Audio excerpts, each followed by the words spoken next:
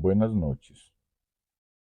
Soy Vicente Matijasevic y quiero ejecutar una segunda reflexión relacionada con los asuntos del dibujo de expresión. En el video pasado que titulé Dibujo y Razón y del cual este viene a convertirse en una segunda parte que intentará un asunto explicativo referido a un aparente vacío en las repercusiones históricas de lo que quedó dicho en el video anterior.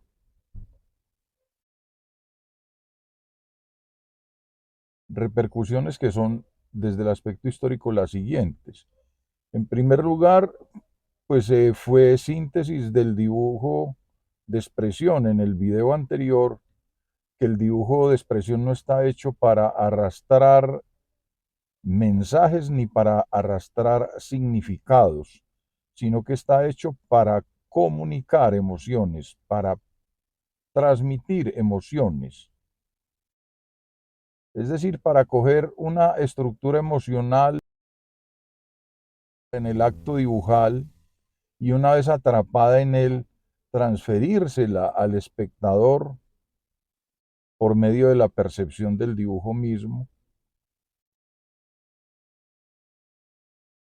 Asunto todo este en medio del cual se observa que ese acto de transmitir o de comunicar una expresión es absolutamente distinto al acto de arrastrar un mensaje o de arrastrar un significado.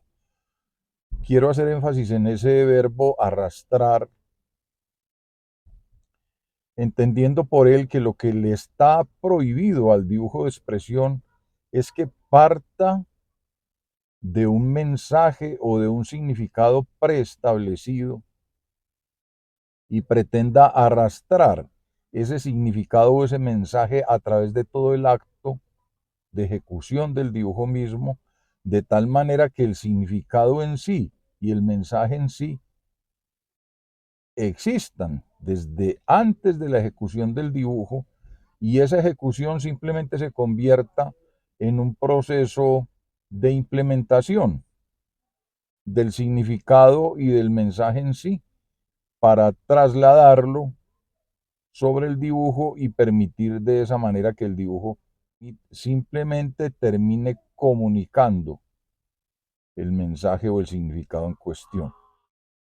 Sin embargo, es muy llamativo que la historia pareciera estar en contra de ese postulado, toda vez que los dibujos que tienen un significado bien determinado o bien evidente abundan en la historia de las artes plásticas e incluso abundan en el mismo trabajo mío como dibujante, en el cual, por ejemplo, yo tengo una serie de dibujos y de grabados sobre el mundo precolombino y asimismo tengo, por ejemplo, un grabado que titulé Amorosos y babosos detalles de los conquistadores de América.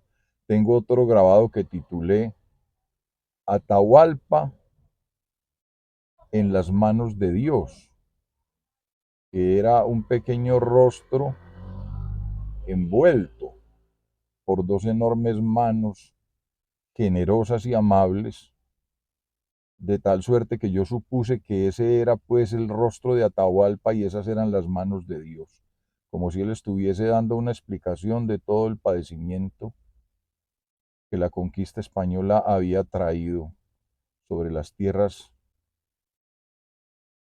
que antes de él eran precolombinas y con posterioridad a ese acto demencial de la conquista de América eran pues simplemente posteriores al descubrimiento de América en sí. Tengo para mí que fue un motivo de gran preocupación histórica toda esa fenomenología de la conquista de América y gran cantidad de mis dibujos y de mis grabados están atravesados por esa preocupación respecto de esa conquista de América. Hace poco vi una noticia de una artista conceptual que así con ese alarde con el que suelen rodearse los artistas conceptuales con tanta sapiencia, ella simplemente dijo, a mí como artista plástica no me interesa la belleza, solo me interesan las relaciones entre las estructuras del poder. Entonces yo, pues bien podría decirle a ella que a mí como dibujante y como grabador que fui, que ya no lo soy, claro está que me interesa y me preocupa sobremanera y me he ocupado de ello de manera permanente. Me preocupan, decía, las relaciones entre las estructuras del poder. Claro está que sí, pero también me interesa y me preocupa el asunto de la belleza desde un aspecto expandido, no de la belleza desde un aspecto naturalista, es decir, como si el dibujante estuviese obligado a decir, esta es una mujer hermosa, este es un paisaje hermoso, este es un animal hermoso, y mi objetivo como dibujante es plasmarlos tal cual son. Ese no es el objetivo del dibujante. El dibujante no está obligado a intentar plasmar la belleza naturalista tal cual ella es, sino que el dibujante es obligado a descubrir una fenomenología de belleza expandida altamente inquietante, altamente indeterminada, por medio de la cual indudablemente hay fenomenologías de belleza que están relacionadas, por decir algo, con lo ascoso, con lo inquietante, incluso con lo sucio o con lo abyecto. Dado el caso de que en un momento determinado un dibujante esté preocupado por esos asuntos.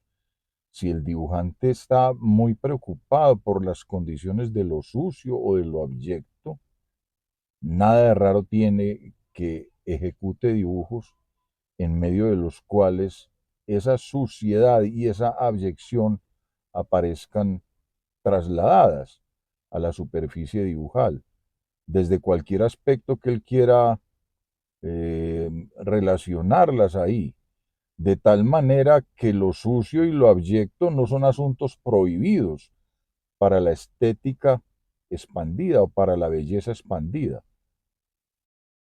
viniendo a ocurrir pues que cuando un dibujante se halla inquieto por esas fenomenologías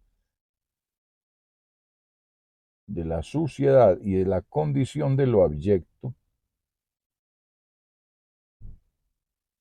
resulta completamente plausible que él inyecte sus dibujos de esas condiciones sucias y abyectas propiamente dichas. De tal suerte que ahí la suciedad y la abyección aparecen pues como partes constitutivas de esos fenómenos de la belleza expandida. Por lo tanto, vuelvo a decir, a mí como dibujante, claro que me interesan los problemas de las relaciones del poder. Esa es una fenomenología con la cual he estado de manera radical comprometido a través de 42 años de dibujo.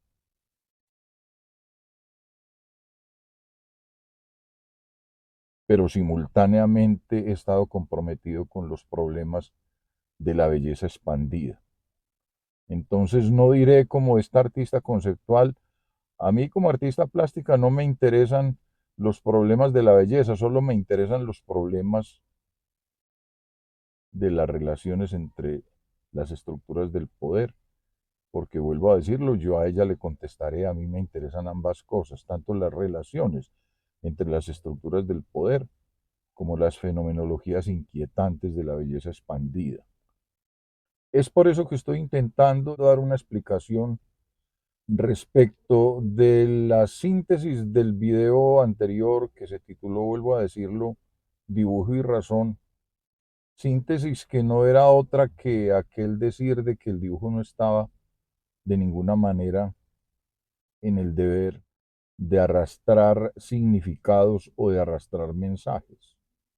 Y entonces yo quiero pues aquí, en todo caso, hacer todo el énfasis en ese verbo arrastrar, en el sentido de que él alude, que si a través del dibujo se está arrastrando algo es porque ese mensaje y ese significado que se arrastrarían a través del dibujo pareciera que existen antes del dibujo mismo y ellos simplemente van a ser arrastrados sobre el dibujo para que finalmente se presenten plasmados en el dibujo mismo una vez el dibujo esté concluido.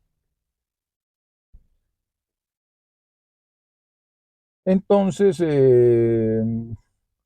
la reflexión más o menos llamativa aquí es que si bien el dibujo no debe arrastrar mensajes ni significados, sí debe generarlos, sí debe generarlos.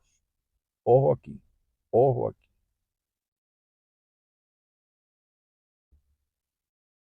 O inclusive si se quisiera mmm, mermarle énfasis a los asuntos, no digamos que el dibujo debe generar mensajes o significados, no.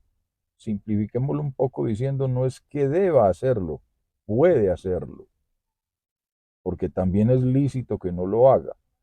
O sea, en resumidas cuentas, el dibujo puede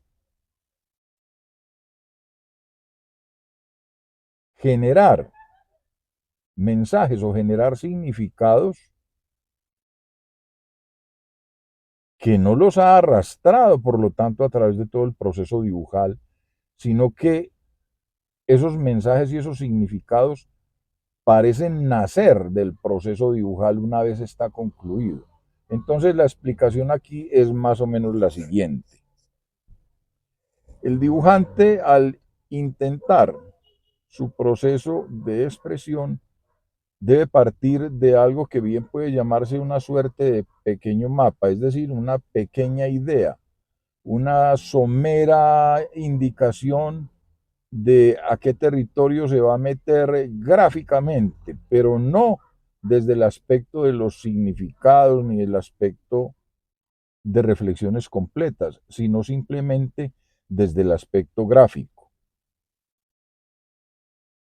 O sea, el dibujante puede tener claro, bueno, voy a hacer una mujer, voy a dibujar una mujer desnuda, voy a dibujar una mujer desnuda. Eso es un pequeño mapa, un pequeño mapa. O puede decirse, voy a ejecutar un dibujo sobre el mundo precolombino. Es un pequeño mapa, pero no hay un entronque gráfico entre ese propósito y ninguna línea, ninguna estructura. Es decir, el dibujante no tiene claras desde esas aspiraciones significacionales, no tiene claras las líneas por medio de las cuales va a meterse en el proceso dibujal en sí. El proceso dibujal en sí aparece oscuro, indeterminado, y cada línea resuelve las líneas siguientes. Cada línea crea el influjo para generar las líneas siguientes, de tal manera que en una seguidilla de postulados gráficos, el dibujo va andando, va andando y va andando guiado por consideraciones absolutamente indeterminadas, es decir, de muchas maneras el dibujante no sabe para dónde va. Ligeramente sabe de dónde viene, pero no sabe para dónde va. Él simplemente va ajustando trazos, ajustando formas, ajustando estructuras, ajustando pesos, ajustando equilibrios entre las formas. Y a medida que ese ajuste sucesivo de ingredientes va marchando, de un momento a otro el dibujante puede obnubilarse maravillado y decir, caramba, me gusta esto, me fascina esto que he trazado acá, qué extraordinario asunto placentero de ver. A esa fenomenología le ha llamado en un texto que he titulado El dibujo inexacto, un texto bastante extenso de análisis sobre el dibujo de expresión y sobre todo el trabajo dibujal mío a través de 42 años. Lo he llamado el proceso de la ubicuidad plástica. Es decir, es una fenomenología por medio de la cual de un momento a otro una estructura dibujal produce una fenomenología plástica determinadamente fina, determinadamente duradera, determinadamente estable, de tal manera que esa estructura plástica genera más o menos esta metodología. En el momento de verla por primera vez y de convencerse de que ahí hay un gozo susceptible de ser llamado de ser llamado como fenomenología de la ubicuidad plástica, el dibujante simplemente va a corroborar el asunto cuando al día siguiente, bajo otro estado emocional, vuelve a observar el dibujo y vuelve a gustarle. Y va haciendo balances y entonces se dice el dibujante a sí mismo, yo este dibujo lo observé bajo un estado de enorme entusiasmo ayer que lo terminé, ahora estoy un poco depresivo y vuelvo a observarlo y vuelve a parecerme placenterísimo de verlo. Y hace un rato estaba un poco triste y también me pareció placenterísimo de verlo. Entonces, bajo esos estados emocionales diversos, del entusiasmo gráfico con que lo desarrollé ayer, de la tristeza con la que volví a observarle hace un rato y de la depresión con la que volví a observarlo en este momento, me doy cuenta entonces que si el dibujo está resistiendo esa variedad de estados emocionales, es decir, si el dibujo produce placer de verlo, tanto bajo la tristeza como bajo la depresión o como bajo el entusiasmo o como bajo la felicidad, entonces es porque el dibujo tiene ese poder de la ubicuidad plástica o ubicuidad psíquica, es decir, el dibujo cae parado, míreselo cuando se lo mire, resiste todos los estados emocionales del autor. Ese es el dibujo que funciona plásticamente. Y ese es el objetivo del dibujante de expresión, construir dibujos que resistan esa variedad de estados. Porque entonces uno se haría la pregunta, bueno, si el dibujante no está en la obligación de generar mensajes o de generar significados, entonces ¿cuándo es que puede tener la certeza de que un dibujo de expresión funciona? Y la respuesta es casi infantil. El dibujante puede tener la certeza de que un dibujo de expresión funciona simplemente cuando le gusta a él mismo. Ese acto de gustarle, ese acto de fascinarse, observando lo que trazaron sus manos,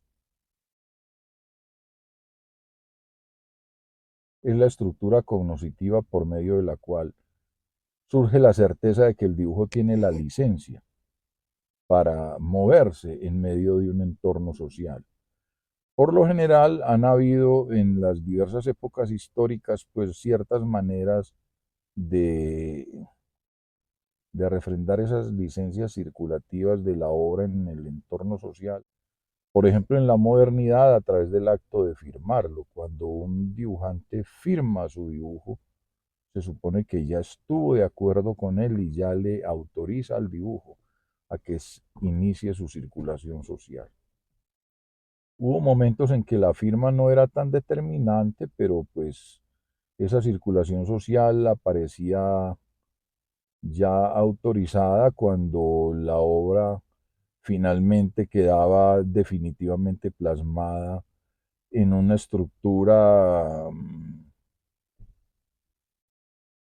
con alguna función muy establecida. Pensemos, por ejemplo,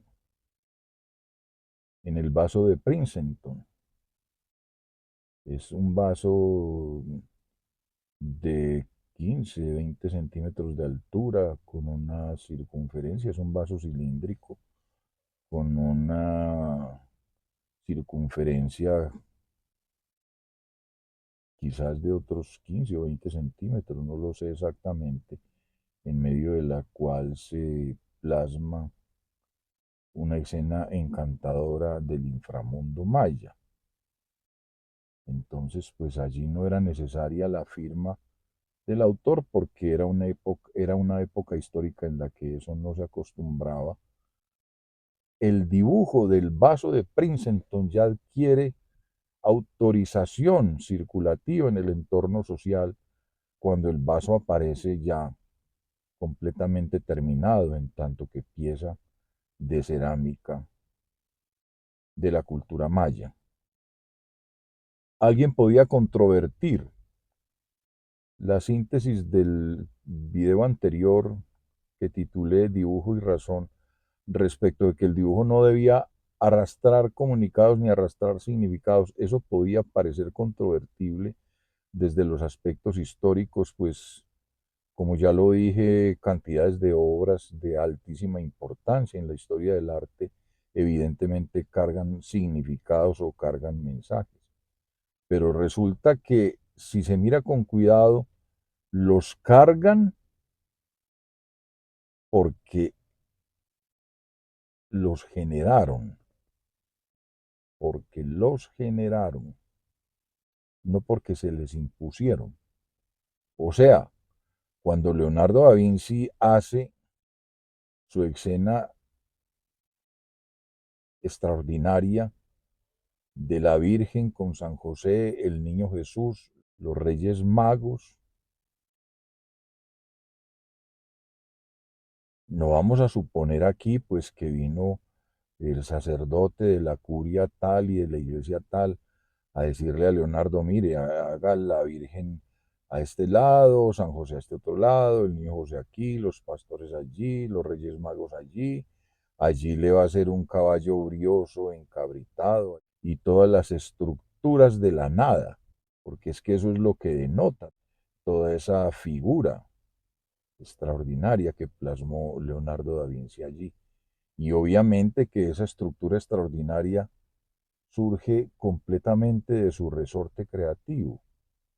O sea, el sacerdote no le dijo, ponga aquí las escaleras al cielo, ponga aquí las estructuras de la nada, ponga aquí la perspectiva en medio de la cual se revelan las estructuras de lo inexistente. No, todo eso fueron afanes plásticos de Leonardo da Vinci. Él resolvió eso y él creó la fenomenología gráfica. Y si bien está muy establecido de qué se trataba, es decir, de que había que poner a la Virgen y a San José y al niño, eso todo era un pequeño mapa, un pequeño indicio, como que al autor se le dijera, esto es lo que debe utilizarse como un norte, pero las maneras plásticas y las maneras gráficas como usted va a llegar a ello están indeterminadas, usted mirará cómo lo hace. Es decir, el sacerdote como persona que contacta a un autor que le paga por ello, no puede entrar en todo el detalle del meandro de las líneas, del meandro de las formas, de los colores, con una gravedad. Si ese sacerdote entrara en ese detalle, lo va a hacer es para destruir la invención de un autor y para destruir su capacidad de expresión plástica. O sea, mientras más se imponga el sacerdote con la determinación de qué es lo que debe quedar pintado en una obra sobre los Reyes Magos, peor va a ser el resultado. peor va a ser el resultado.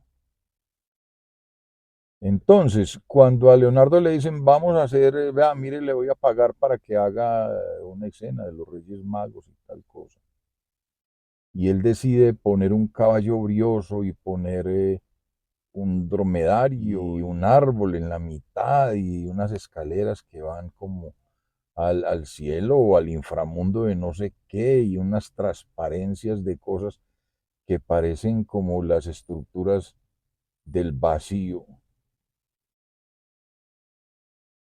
Esos son descripciones que yo como espectador estoy haciendo.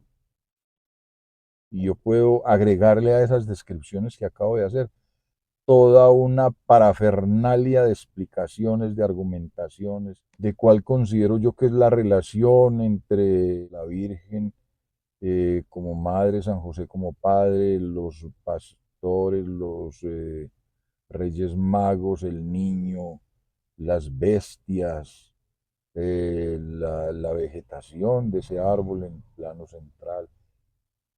Yo puedo generar todo un discurso y una parafernalia de argumentos respecto de esas relaciones. Por lo tanto, mírese bien, los mensajes y los significados nacen del dibujo, no fueron impuestos al dibujo, nacen del dibujo, pero nacen en una intermediación extraordinaria entre el autor y el espectador, porque es que esos mensajes y esos significados no nacen solo del autor, no es el autor el que los impone, no es el autor el que le dice a un espectador, mire, usted está obligado a entender este dibujo así o asá, usted está obligado a sacar de este dibujo tal significado y tal mensaje. No, el dibujante persigue el placer de ver y persigue el propósito de lograr ese fenómeno que acabo de describir de la ubicuidad mental. Pero una vez ha llegado a él, ya genera una interacción inevitable con el espectador para la interpretación del mensaje o del significado que queda plasmado en el acto dibujal en sí. Por lo tanto, no es el autor el que va a decirle a un espectador, mire, es que eso significa esto, significa ello, no. O eso mensajea esto o mensajea aquello, no. El autor no determina eso por sí solo, sino en una interacción entre él y el espectador. El espectador vuelve a leer la obra, vuelve a interpretarla, vuelve a reinventarla, vuelve a sumergirse en ella y va a sacar de ella los mensajes y los significados que a bien tenga. Por lo tanto, de alguna manera esos mensajes y esos significados no están contenidos en el dibujo como un mensaje y un significado que se arrastró a través de todo el proceso dibujal y llegó al final para decirle al espectador, mire, aquí le traje este significado, aquí le traje este mensaje. No, el significado y el mensaje el espectador vuelve a construirlo, porque el significado y el mensaje nacen del dibujo a través de la acción cognoscitiva que ese espectador desenvuelve una vez que está percibiendo el dibujo mismo. Esa fenomenología cognoscitiva ya la vivió el autor, la padeció el autor.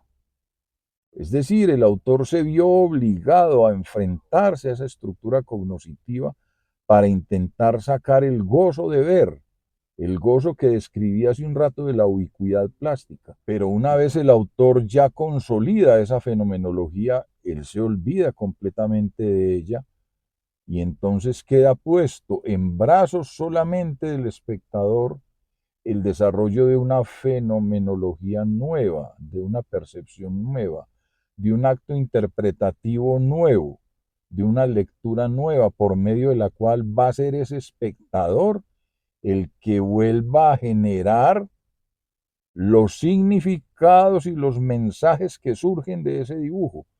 Por lo tanto, debe decirse que de alguna manera el dibujo no contiene significados forzosos ni mensajes forzosos, sino que el dibujo genera significados, genera mensajes, pero los genera a través de una lectura psíquica de un ser humano.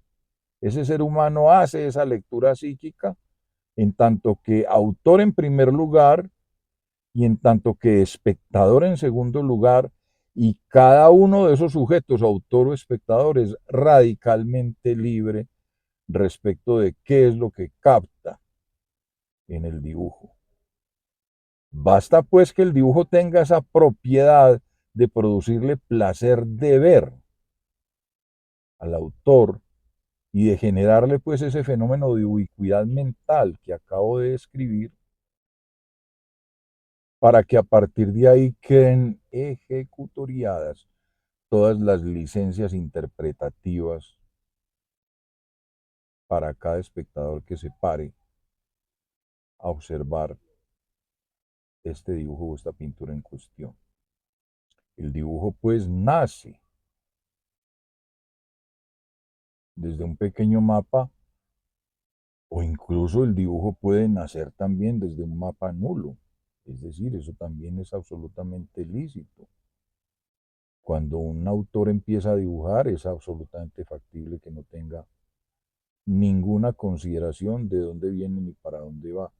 Simplemente pone la punta de su elemento dibujal en la superficie, sea un lápiz o una pluma estilográfica, y traza el primer garabato, y desde ese garabato empieza en una seguidilla ininterrumpida a sacar y sacar y sacar formas que se van consolidando cada vez más y más a medida que el dibujo avanza. De tal suerte que no había ni siquiera un pequeño mapa. O sea, el dibujante no tenía claro ni siquiera para dónde iba, ni siquiera de qué iba a tratar su dibujo. Eso también es lícito. Entonces, miren que el dibujo de expresión parte de esos dos posibles inicios, de un pequeño mapa o de un mapa nulo. Y el desarrollo de sus formas va a llevarlo por donde pueda. Es decir, van a ser los pesos de las líneas, los pesos de las masas, los pesos de las formas, los equilibrios, los que van a ir dictando cómo se estructura el dibujo paso a paso. De tal manera que en el momento en que aparezca ese éxtasis de la ubicuidad mental, el dibujante se va a decir a sí mismo: lo logré, alto ahí, ya lo logré, ya me apasiona mirar esta forma. Y entonces ahí sí puede empezar a interpretar qué fue lo que logró, por qué lo logró, qué son los significados que pueden surgir de ahí, qué son los mensajes que pueden surgir de ahí. Porque de alguna manera los significados y los mensajes se hallan entrañablemente ligados con el acto de la ubicuidad plástica en sí. Es decir, cuando la ubicuidad plástica se consigue, por algo se consigue, por algo se consigue. Yo no voy a lograr la ubicuidad plástica y el gozo plástico en medio de un dibujo absolutamente contrario a mis intereses. De alguna manera, esa ubicuidad plástica se logra porque está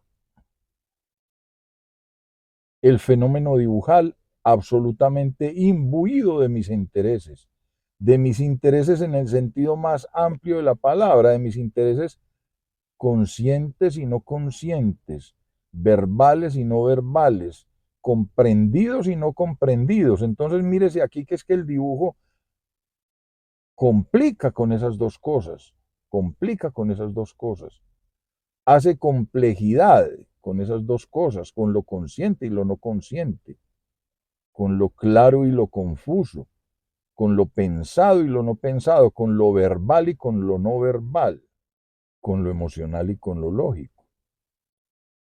Entonces, cuando el dibujo hace esa centrífuga, como si metiera en una licuadora mental todos esos fenómenos y allí en ese entorbellinamiento revuelve todo eso y finalmente saca esa fenomenología de la ubicuidad mental. Necesariamente ella se ha producido porque ella no es contraria a ninguno de mis intereses claros u oscuros. Por lo tanto, es totalmente lícito y completamente recomendable que una vez que se logra ese proceso de la ubicuidad plástica, cuando el autor dice, me gusta lo que he dibujado, el autor tiene toda la licencia para decirse quién soy yo, por qué me gusta esto, cuáles son mis intereses. Yo tengo algunos intereses claros, pero otros no son tan claros. Es decir, mis fenomenologías cognoscitivas están empapadas de algunas estructuras de mi interés que conozco, pero hay otras estructuras de mis intereses que yo no tengo completo conocimiento de ellas. De esa manera entonces el dibujo aparece como un estímulo a la reflexión. Y es por ese estímulo a la reflexión que el dibujo adquiere pues la capacidad de generar mensajes y de generar significados. Y ojo aquí, va a generarlos pues tanto en el autor, que una vez los genera y hace lecturas de qué fue lo que dibujó y por qué lo dibujó, muchas veces toma la decisión casi tardía, digámoslo así, de poner un título a sus obras, cuando ya las ha visto. Muchas veces no hay títulos ni intenciones preestablecidas, pero cuando el dibujante termina y logra que le guste lo que ha trazado, él puede decir, venga, esto lo voy a llamar pobrecía, o esto lo voy a llamar, bueno, no sé, de cualquier forma. Voy a crearle un título que englobe esta fenomenología plástica ahora que la estoy viendo concluida, no desde antes,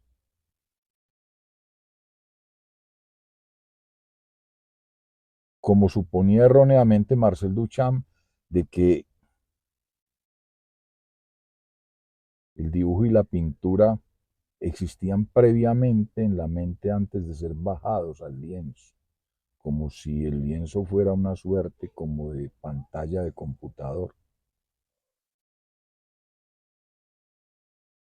a la que simplemente se bajan unas imágenes que ya estaban en la mente. No. De esa manera entonces resulta que el lenguaje no es el dueño absoluto de esos procesos por medio de los cuales se generan los significados y los mensajes. Él no es el dueño absoluto de eso, ni él determina con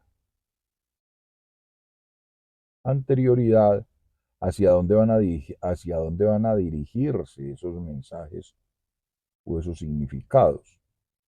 Entonces el lenguaje puede hacer lectura posterior, puede decir, venga, ya terminé mi dibujo, ahora voy a ver quién soy yo. Es decir, el dibujo me va a ayudar a hacer una reflexión respecto de lo que el dibujo mismo contiene. ¿Por qué me produjo gozo ver este dibujo? Pues la respuesta es simple. Me produjo gozo ver este dibujo porque ese dibujo está consustancialmente comprometido con lo que soy, con lo que soy. Entonces el dibujante se dice, bueno, entonces venga, miremos quién soy, miremos quién soy.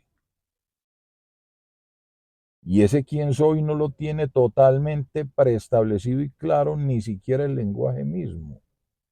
O sea, ese no es un asunto que el lenguaje haya dicho, mire, vamos para tal parte, este dibujo tiene que significar esto, tiene que significar aquello. No, porque el lenguaje no las tiene todas consigo. El lenguaje sabe que está metido en un mundo inhóspito de la cognición que es absolutamente atiborrada de fenomenologías complejísimas. Y él puede leer una vez esas fenomenologías gráficas quedaron establecidas. y puedes sacar de ahí significados y sacar de ahí mensajes, pero lo que no puedes imponerlos, es decir, de alguna manera los mensajes y los significados pueden nacer del dibujo, pero el dibujo no puede nacer de significados y de mensajes previos. O sea, los mensajes y los significados son posteriores al dibujo, no anteriores a él. Es todo este, pues, el sutil territorio que separa la verdadera creación plástica de la ilustración. La ilustración padece de una intromisión inapropiada de lo lingüístico en el proceso de lo dibujal y de lo pictórico.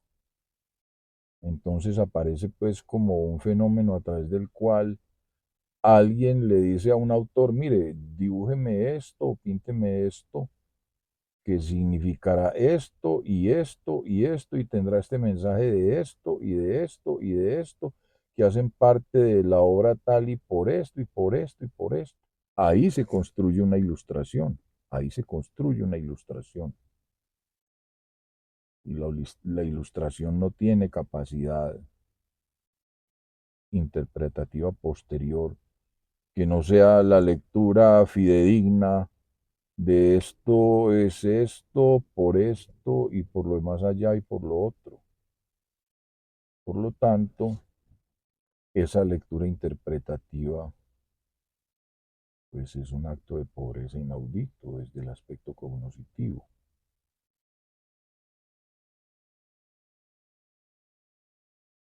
Todos podemos recordar con horror el primer contacto que tuvimos en algún momento de la vida con la obra de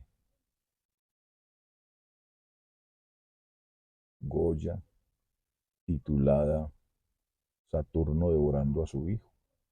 Yo quizás estaba, no sé, si en mis 15 años, y eso tal vez lo vi en una publicidad de una película, no sé, esa imagen de Saturno devorando a su hijo. Yo no necesito conocer la fenomenología del relato de Saturno, qué le pasó a Saturno con su hijo. No tengo, al momento actual no tengo idea. Yo no me considero una persona culta desde el aspecto de lo clásico. Saturno me tiene sin cuidado, lo mismo que todos los reyes griegos, todos los dioses griegos, todas esas cosas de la cultura antigua. Desconozco absolutamente eso, no tengo ninguna interpretación para ese fenómeno de Saturno, por qué Saturno devoró a su hijo, qué fue lo que pasó, pues no tengo idea, ni la quiero tener, no me hace falta.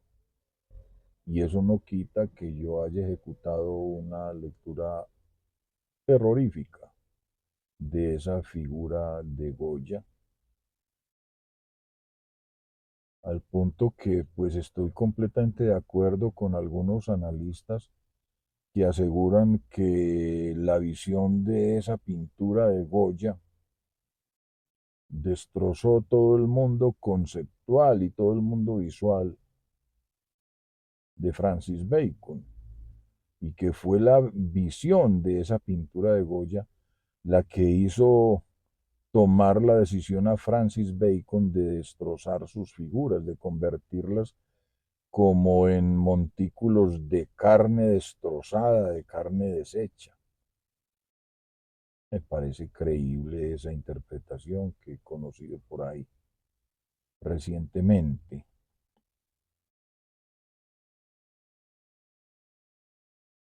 Entonces, el enriquecimiento de una lectura respecto de una obra cualquiera está ligado a la percepción del fenómeno. Yo percibo ese monstruo tragándose una figura humana pequeña, vencida, ese monstruo horripilante y desbaratado tragándose una figura humana pequeña y vencida y relativamente bien hecha, y interpreto toda la capacidad que tiene el ser humano de sufrir y de hacer sufrir, de destruir. Y a partir de esa interpretación puedo ejecutar lecturas más y más y más gigantescas. Puedo olvidarme hasta del título, no necesito saber ni siquiera que ese es Saturno devorando a su hijo. Simplemente veo un ser enorme, desbaratado, feo, asqueroso, comiéndose una figura bien hecha, indefensa, y a través de esa relación entre lo monstruoso y lo desvalido, entre lo monstruoso mal hecho y lo desvalido bien hecho, simplemente llego a la lectura inmediata de la posibilidad de destrucción y de capacidad de generar sufrimiento que posee el ser humano.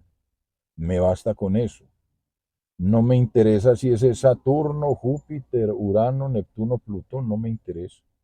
Si eso es una mitología griega, romana o árabe o alemana, no me interesa. No voy a averiguarlo nunca. Me basta con saber que para mí ahí está reflejada la capacidad del ser humano para sufrir y hacer sufrir en una relación inadecuada de fuerzas, así como lo decía ahora respecto de las estructuras del poder. Entonces, cómo las estructuras del poder son absolutamente importantes, pero también es absolutamente importante la capacidad de un autor para generar fenómenos de belleza expandida. Una vez se decide a crear desde una estructura de poder determinada reflexiones en este o en aquel sentido respecto de esas estructuras del poder. Por tanto, aquel decir de que a mí no me interesa los fenómenos de la belleza, solo me interesan las estructuras del poder, me parece muy restringida y empobrecida de parte de un autor conceptual. Yo por mi parte digo, a mí me interesan ambas cosas, vuelvo a decirlo. Me interesan tanto las estructuras del poder como los fenómenos de la belleza expandida. Muchas gracias.